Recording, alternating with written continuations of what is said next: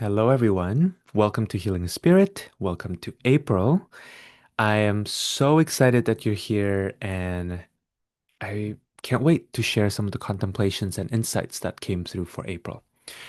So, before we begin, I have a few announcements. One is I have a weekend workshop coming up. It's called Galactic Warrior from Imaginary Fear to Embodied Courage under the new moon in Aries. And we'll be meeting for about an hour on Friday, April 17th and Saturday, the 18th for guided energy work, embodiment practices.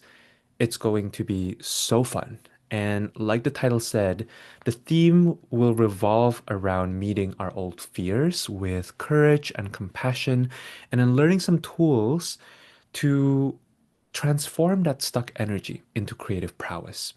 I designed this workshop for intuitives, for mystics, for sensitives, specifically as we step into this new moon in Aries. It conjoins Chiron, the wounded healer, and it comes at the end of Aries season, which I think is just so incredible, right? Because as we are going to talk about in a second, this Aries season is going to bring up a lot for us. It's really a very martial, very hot Aries season.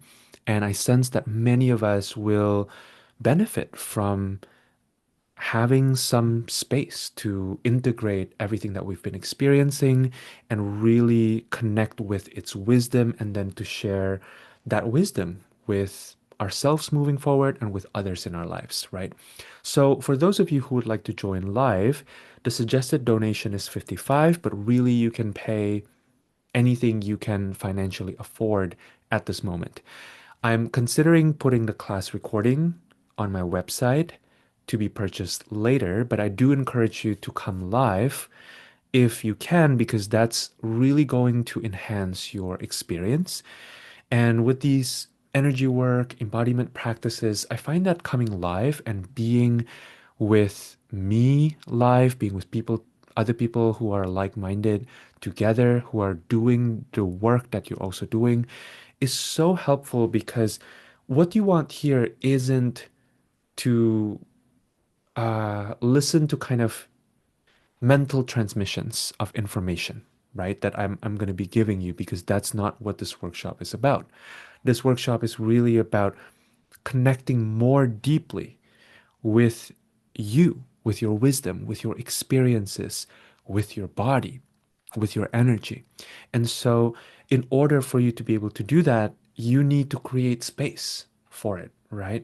That deeper wisdom doesn't just talk to you by itself. You have to create the space for it. And that's what the workshop is about, right?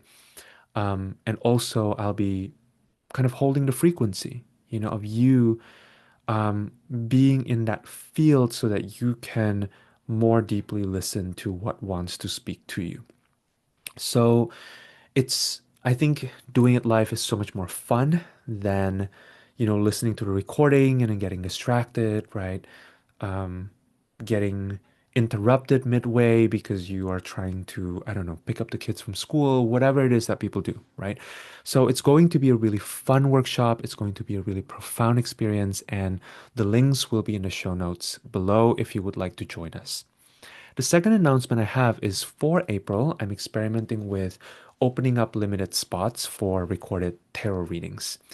Now, I've been practicing tarot for years. It's probably my closest spiritual companion in terms of tools in my personal practice. And I recently got the green light from my guides to share my work with a wider audience after reading tarot for years for return clients, for colleagues, and for myself. And the readings are about 20 minutes each, and they're really great if you have specific questions about either something that's currently going on in your life, or if you would like to receive general guidance for your spiritual path within the next month or the next quarter.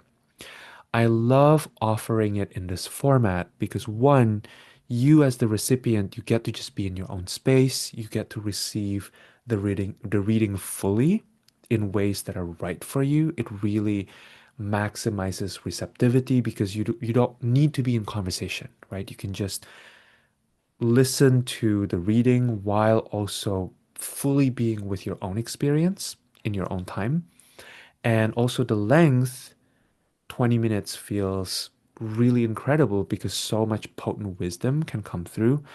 And it's not so long that it feels boring or dragging or kind of lost in the sauce, right? So for those of you who are podcast listeners who are used to receiving in this format, it's like receiving your own private podcast where I talk about your unique inquiries, where I talk about where you are specifically in your life, which is again really fun. So you can book those in the link in the description of the episode. And for those of you who want a slightly lower rate, you can sign up to be a founding member for Healing the Spirit on Substack. And it's really a win-win because you get to receive that tarot reading annually for as long as you are a member of the Substack, and you get to also support the podcast. You get to receive bonus episodes and you get to read essays and study notes. So, what's there to lose? So, check those out if it feels exciting to you. Okay, so let's get to April. There were actually two themes that came up for April when I tuned in. The first one was really poetic and practical at the same time, and it's to find flow in the mundane. I heard very clear directives around this one. First one being don't sweat the small stuff. So notice when you're getting caught in details, when you're getting caught in maybe little confrontations or arguments or misunderstandings, and give yourself the permission to just move on from that. The second one is to not seek clarity before moving ahead. I think for those of us who are spiritual, it's very tempting to feel like we have to receive divine downloads before doing anything so that we can be in alignment. But my sense for April is that it will be much more helpful for us to get started, right? To move along, even if it's imperfectly, right? That movement can come up even through cleaning your workspace, or taking a shower. That's movement too. Really prioritize movement in order to let the clarity come in later. And then also, there's a directive here about trusting that the movie is unfolding as it's meant to. And I got this analogy of if we are watching movies, right, we don't pause every 20 seconds in order to analyze the actions of the character. What you do is you allow yourself to really suspend disbelief and to flow where the story takes you. If you are constantly in that skeptical mindset, you're not going to be able to enjoy the movie. So, similarly with life and with everything that life is presenting you throughout April, lean into that discomfort, lean into the not having everything figured out, and see if you can maximize your fun being in that state. A guide that will help in embodying that energy is the horse. So, from the perspective of Chinese astrology, horses have tremendous power and tremendous stamina. Horses need to move without thinking too much, without over planning. Horses need to be in the flow. Horses can carry this quality of inner emptiness. They don't carry an internal agenda and they can move forward for as long as there is direction. So think about the horse at times when you get stuck, right? You can even ask yourself, how would a horse move through the situation? And let yourself be guided with that inquiry, by that inquiry. And the second theme that I heard came through with a tone that's a little bit more sassy. It's the reminder to not second guess yourself. And it says specifically that second guessing yourself is not a virtue. Now, I want to be clear here, right? I'm not advocating for moving with zero consideration for the impact of our actions. That's not what I'm saying at all. I'm also not saying to override any amount of doubt that you have.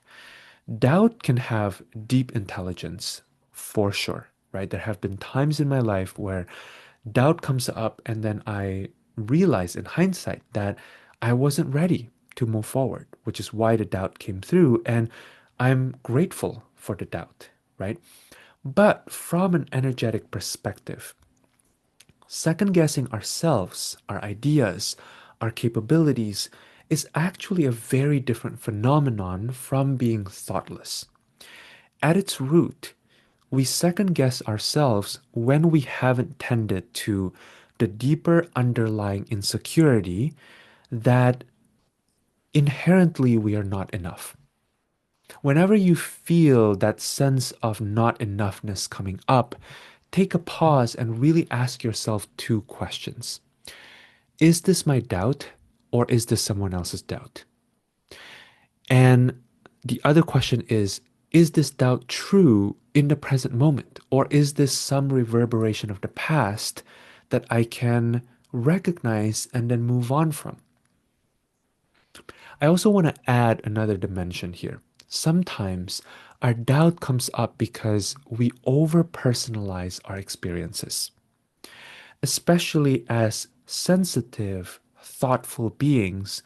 On a deep level, we are connected to the reality that we create our experiences, right? We are infinitely creative beings who create the experience that we see externally through our internal being, right?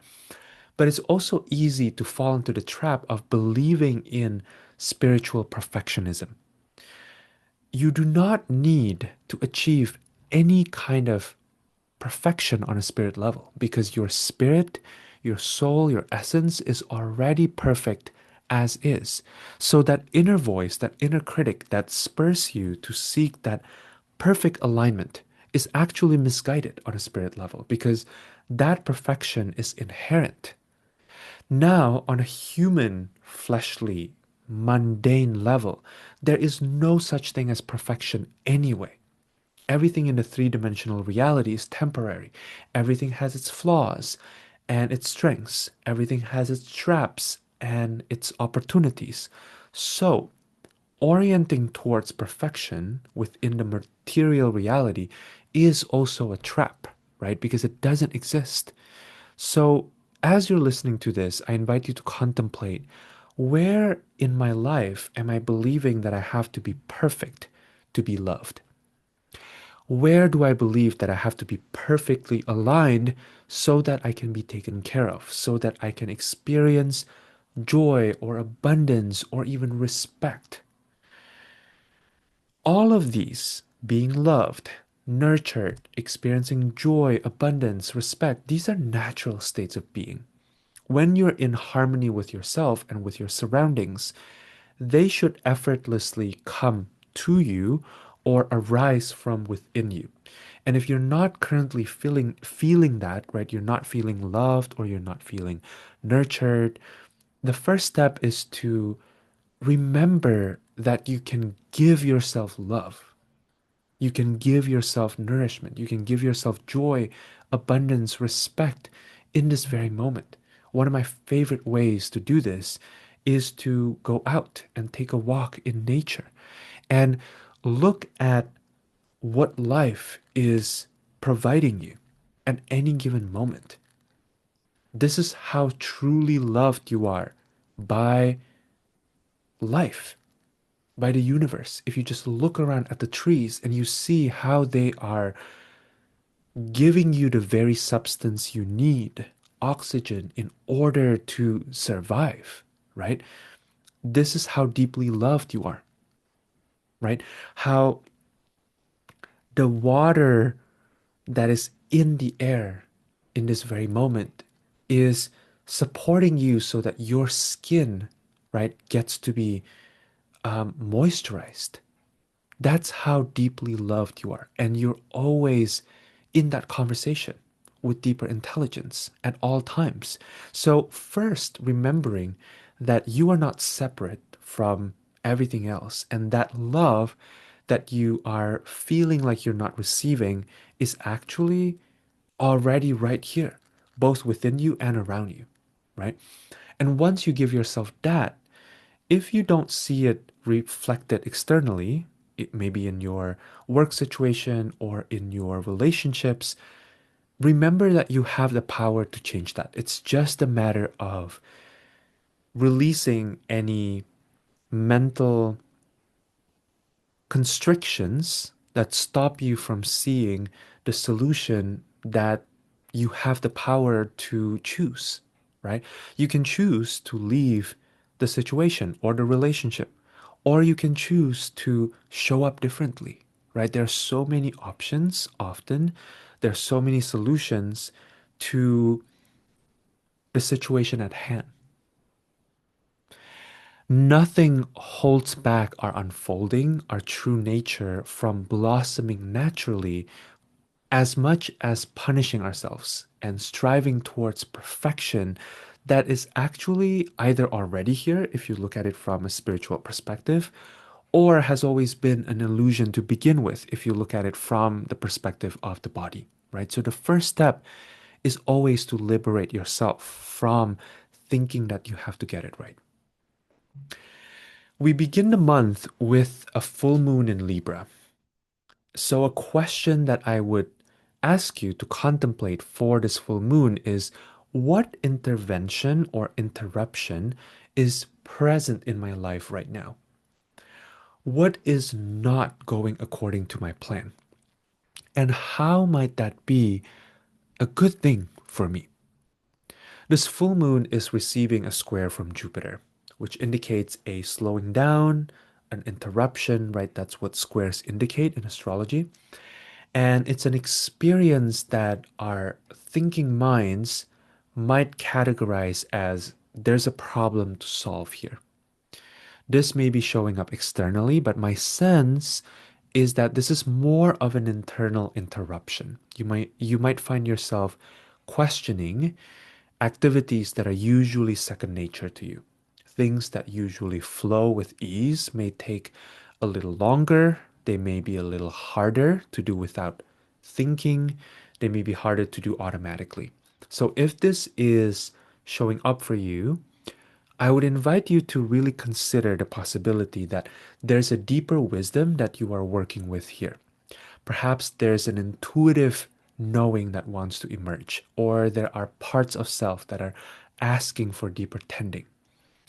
Something to remember about wisdom is that very often wisdom doesn't move at the pace of our minds. The times that can be the most challenging to our ego, to our willpower, that only wants to go, go, go, and only wants to achieve the next milestone, right? And is always in that state of, are we there yet? Are we there yet?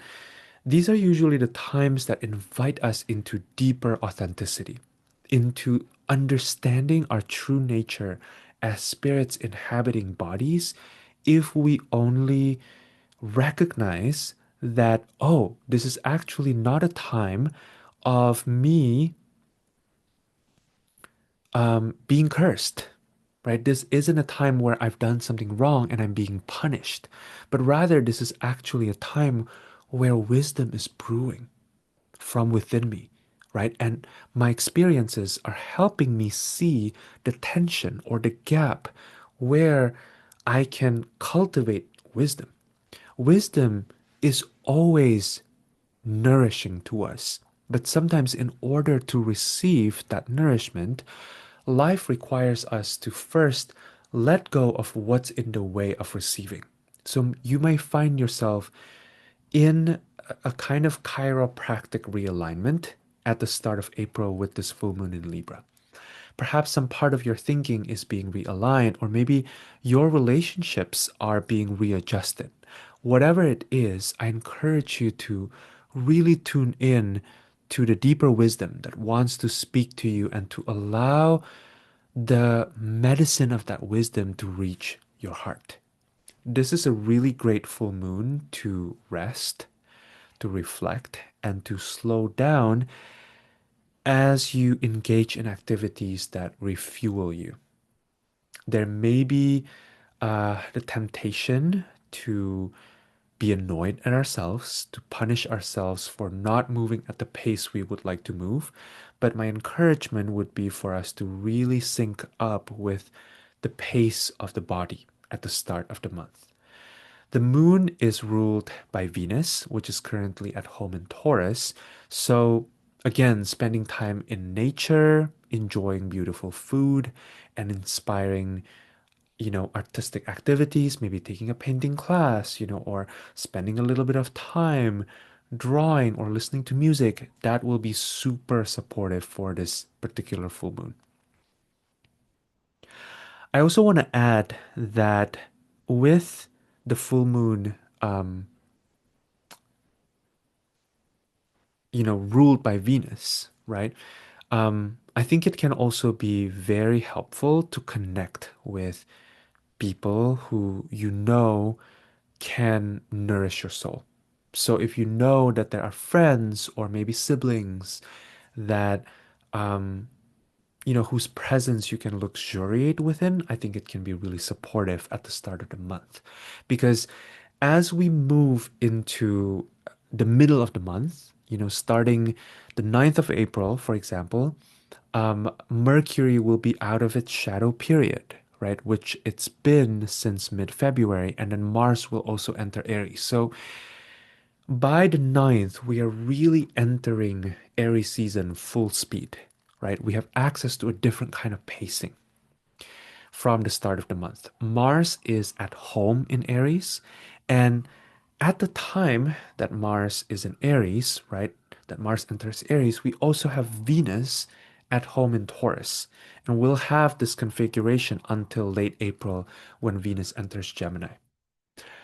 I always pay attention to time periods where Mars and Venus are both dignified or in debility because Venus and Mars are planets and archetypes that are very much speaking to our bodily experiences and our energy levels.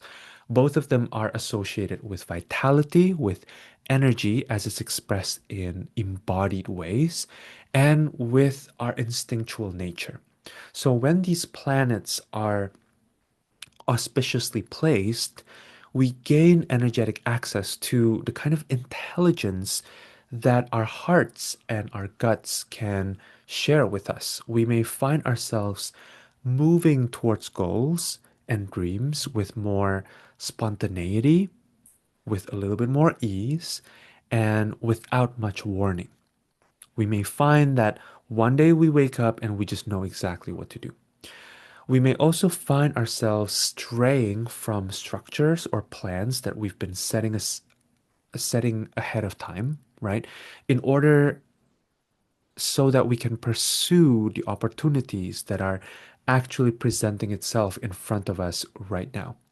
This is a great time to experiment with moving away from activities, from relationships, from ways of being that have been feeling restrictive to us, that feels like it's kind of lost its juice, and to use the space that we gain back to magnetize or move towards the things we're drawn to. Actually, the two of them are really not separate, right? When we're moving towards the things that we are drawn to, we're actually also magnetizing it. So there's actually no duality, no separation between the two, right?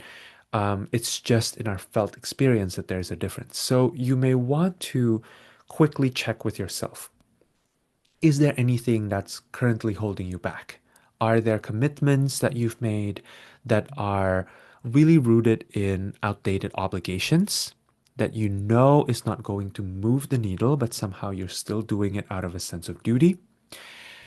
Because these are areas where you probably want to shake it up a little bit, right? Venus in Taurus is an ally in helping you design a gracious exit strategy. It is okay to say, hey, I changed my mind. Can we discuss something else? Right. And with Venus being in Taurus, the area of life that is relationships, right, and relating with others, will get a little bit of a boost here. We get to take our time a little bit to luxuriate in the connection.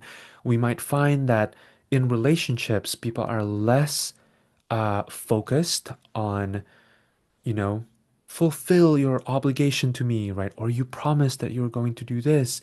And people are more willing to kind of be present with the experience that's unfolding in front of them right now, right? It's more about enjoying each other's presence rather than uh, kind of reaching a goal necessarily. Okay, so the most interesting cluster of astrological lineup this month that I think also might present some degree of challenge is Mars and Mercury conjoining Neptune and Saturn in Aries, while also sextiling Pluto in Aquarius. And all of this, right, there are kind of exact transits for each of these configurations scattered around that window of time between the 13th and the 20th. So around, I would say, third week, right, of April. And it really is topped off with the Mars Mercury conjunction on the 20th. Overall, the vibe here is very Aries, very Mars, right? Tensions are high, emotions are high. There's plenty of potential to break through our internal barriers. We're going to be shown through the mirror of reality where we haven't done the work to encourage ourselves to move forward, right? Even though that there may be dreams that we've had for years, ambitions that we've wanted to accomplish. There may be uh, projects that we've wanted to start for years that we haven't been able to, that I feel in this period between the 13th and the 20th, this is such a potent time to just get started, right? And you might find that you completely don't know what you're doing, and this is a good thing because whatever it is that you're stepping into are not going to be things that you've done before, right? Aries to me is very much associated with the start of spring, right? And I live in the northern hemisphere in New York City, in Brooklyn, and every spring is different.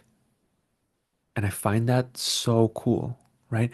Every spring has its own unique flavor, while at the same time also there's kind of this clockwork that happens right around Aries season after the spring equinox. You see that plants started to bloom. You know, even right now, as the weather is still very much in this yo-yo period of being very cold and then very warm again, um, we do experience a kind of pushing forth, right? You can feel life force moving through up and out from the ground. And there's very much that energy with this week in particular. This week is going to also show us a lot of the themes of what we're going to be working with throughout this Neptune and Saturn being in Aries period, right? Which is a really important major part of 2026.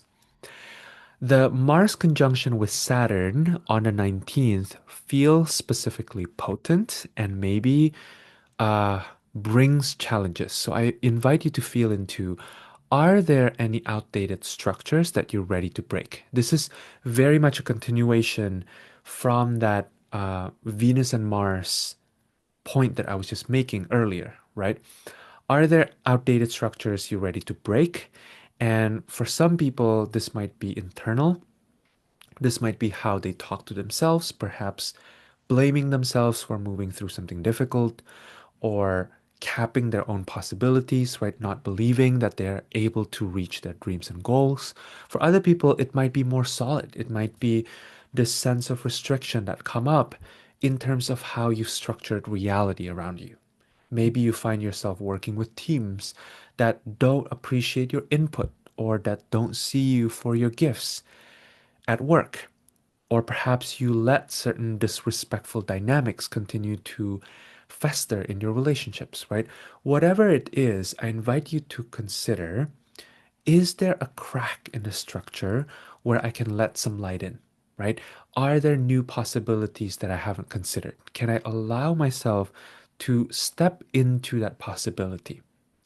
On the 17th, we have the new moon in Aries that is conjoined Chiron, which is where I'm calibrating the workshop, right, that I'm going to be teaching. And Chiron is the wounded healer. Chiron is where we experience both our deepest wounding and also where we can tap into that potential for alchemizing all of that wounding into teachings, into medicine that we can share with other people. This is not necessarily a comfortable transit. It's also, as I mentioned earlier, coming at the end of Aries season, so there may be fatigue here. We might be feeling like, whoa, this has been so intense, I'm tired. And yet, there's deep healing available if we are willing to work with the knot, if we're willing to give space and give voice to that which has been hurting. So, my suggestion will be to really work with the body and the spirit. Breath work will be extremely helpful, and so does receiving massages or energy healing, which is what we'll be doing during the workshop on the 17th and the 18th. Finally, the last piece I want to leave you with here is on April 19th, the Sun will be moving into Taurus, and then Venus will conjoin Uranus and Taurus on April 23rd. This is a really potent transit because this will be the last time that Venus conjoins Uranus in Taurus. And as we know, as some of you might know, Venus is the ruler of Taurus, right? So this conjunction is going to be really potent and it will happen in the last degree of Taurus, which is, I see it as the last degree of any sign is really like concentrate, right? It's like the essence of the energy of, or the essence of that sign cranked up, you know? It's going to be a very Taurian, Venusian moment.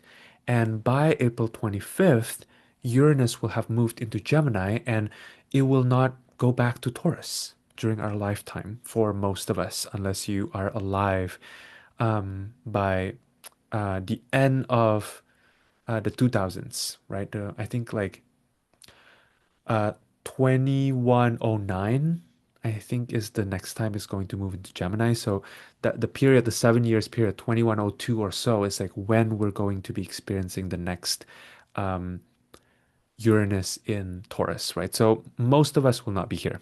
Anyways, my point is that this is going to be a really powerful time to really reflect on the Uranus and Taurus transit, which began in 2018. So, feel into what have you learned about your body? What have you learned about the earth? What have you learned about your interconnection with other living organisms in this planet? Come up with a few key learnings that intuitively jumped out at you and then take it with you as you move into the next period. To me, it feels really poetic that Venus came together with Uranus one last time, right? Because Uranus has been in Taurus and Uranus has been tilling that soil. It's been disrupting that Taurian area of our lives, right? And of our collective experience. And something we can reflect on is in what ways have we learned to love ourselves more authentically? There's I once heard an evolutionary astrologer friend of mine, Verena Borel, saying that Uranus doesn't just disrupt for the sake of disruption. Uranus is really about unshackling what is not true to begin with. So I invite us to consider this as we close the month. Are there any parts of our experiences, right, where we actually have learned since the last few years, right, since 2018, where we have learned the value of really loving ourselves, really loving our bodies, really loving where we are without needing to pretend, right, that we are somewhere else or someone else. All right, that is it for now. I will leave you with that. And throughout the month, I may be popping in and out of this space to zoom in on certain transits kind of spontaneously because there are a lot of great transits to discuss in April. It is a very busy month astrologically, and I think it provides a lot of opportunities for us to really up our game and deepen our relationship with our own path. So exciting. Okay, again, I hope to see some of you at the workshop, or I hope that I'll get the privilege to read tarot for those of you who are interested in that this coming month. I hope you take good care of yourselves, and I'm sending you so much love. Take care.